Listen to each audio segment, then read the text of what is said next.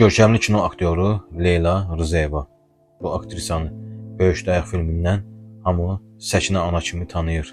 1962-ci ildə görkəmli rejissor Həbib İsmailov, xalq yazıcısı Mirzə İbrahimovun senarisi əsasında çəkdiyi Böyük Dayaq filmində ana obrazını ona tapşırmaqda səhv etməmişdi.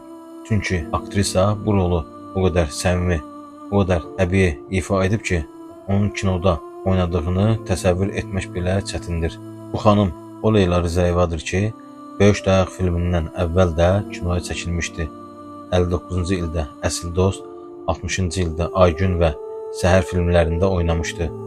1962-ci ildə çəkildiyi Böyük Dayaq filmindəki uğurlu ifasından sonra 66-da ekranlaşdırılan İstintaq davam edir filmində də ana obrazı ona etibar olunmuşdu. Amma o daha çox Böyük Dayaqdakı obrazı ilə yaddaşlarda silinməz iz qoyub. Leyla Rzayevanın 4 övladı olub. 2 oğlu, 2 qızı. Aktrisa həyatdan çox erkən köçüb. Leyla Rzayevanın 4 övladından ikisi dünyadan köçüb. Leyla Rzayeva Böyük Dayaq filmində səsləndirdiyi bir atalar sözü ilə diqqət çəkir. Ekran əsərinə baxmış tamaşaçılar yəqin ki, onun dilindən eşidilən bu məşhur məsələyi xatırlayırlar. Oha var, dağa çıxardar, oha var, dağdan endirər. Leyla Rzayeva həyatda bəxti gətirməyən qadınlardan olub. Əcəl onu erkən yaxalayıb.